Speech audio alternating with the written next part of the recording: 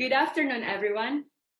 Greetings to Dean Williams, faculty, staff, and alumni, and to the class of 2020.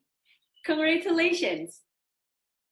Congratulations to our parents, friends, and loved ones without whom today would not be as special as it is a day we have all earned. Selamat sore semuanya. Salam kepada Dekan William, para pengajar, staf, serta alumni, dan kepada seluruh lulusan tahun 2020. Selamat. Selamat juga untuk orang tua kita, untuk teman-teman kita, dan untuk orang-orang terkasih yang tanpa mereka kita tidak akan melewati hari istimewa ini. Kita telah mendapatkannya, dan kita juga harus menghargainya. Let me ask you a question. How many of you, when you were little and you were asked what you wanted to do, said public health professional? Me neither. Yet we end up here. Izinkan saya bertanya. Ketika kamu kecil, lalu kamu ditanya, apa yang ingin kamu lakukan? Kemudian kamu menjawab, profesional, kesehatan masyarakat? Saya juga tidak. Namun, akhirnya kita berada di posisi ini. I would never forget the first day of orientation at this school. I ate my lunch in the bathroom stall with my feet on the toilet seat so no one would know that I was there. Back then, I was so afraid of everything. Above all, the coffee breaks. I was so nervous about having to do the small talk. I didn't know what to say. I was afraid of saying something wrong. I was afraid of being seen different. Even by just wearing a hijab, I already made my identity clear without even need to tell anyone what I believe in. I had seen a lot of news around Islamophobia. Saya tidak akan pernah lupa tentang hari orientasi pertama di sekolah ini. Saya makan siang dengan kaki didudukan ke toilet, jadi tidak ada satupun yang tahu bahwa saya ada di sana. Saat itu, saya sangat takut pada segalanya, terutama pada saat istirahat. Saya sangat gugup karena harus melakukan obrolan ringan. Dan saya tidak tahu mau berkata apa.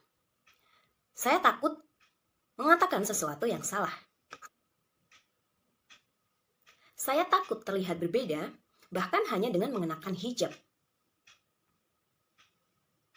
Saya sudah memberikan identitas saya dengan jelas, tanpa memberitahukan siapapun tentang apa yang saya percayai. Saya sudah banyak melihat berita tentang Islamofobia, dan saya khawatir. Equality, inclusivity, unity. I cannot think of any better place I could learn it all but here.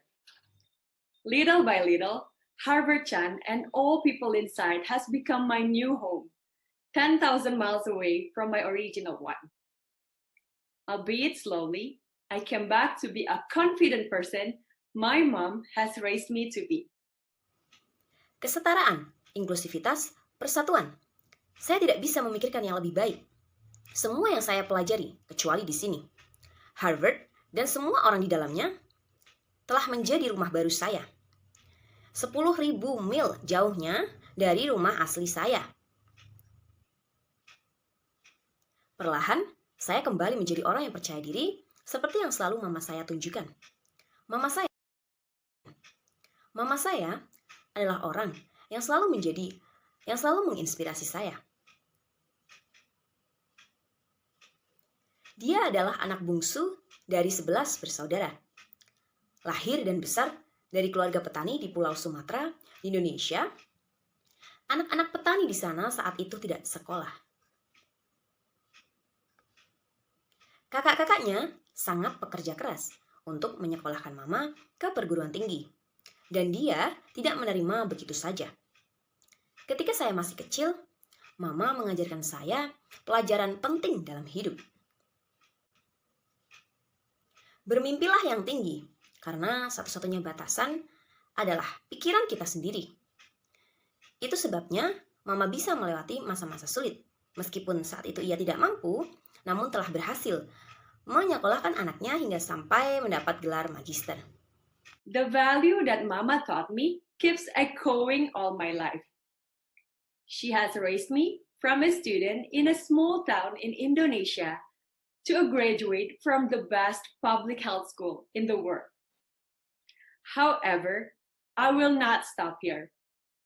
Today is only the beginning of our bigger journey, and I encourage you all to promise that we will not stop ourselves to live higher, contribute more, and make an impact to the world through public.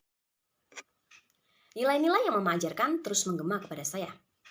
Dia telah membesarkan seorang anak dari sebuah kota kecil di Indonesia hingga menjadi seorang lulusan dari Sekolah Kesehatan Masyarakat terbaik di dunia. Namun, saya tidak akan berhenti sampai di sini. Hari ini adalah awal dari perjalanan kita yang lebih besar. Dan saya mendorong kalian semua di sini bahwa kita tidak akan menghentikan diri kita untuk melompat lebih tinggi lagi. Berkontribusi lebih banyak, dan membawa dampak bagi dunia melalui kesehatan masyarakat. Public health provides us with the privilege to save the lives of millions and improve the health and longevity of generations and generations to come. It is only through public health that we can see now the entire countries have been forgetting their differences and pooling their resources. Beneath the gloomy, dramatic coronavirus headlines, there are countless tales of collaborations and dedications. At this time of crisis, we realize that no matter how privileged we are, or no matter where we come from, we are exposed to the same risk that only through helping each other we will survive.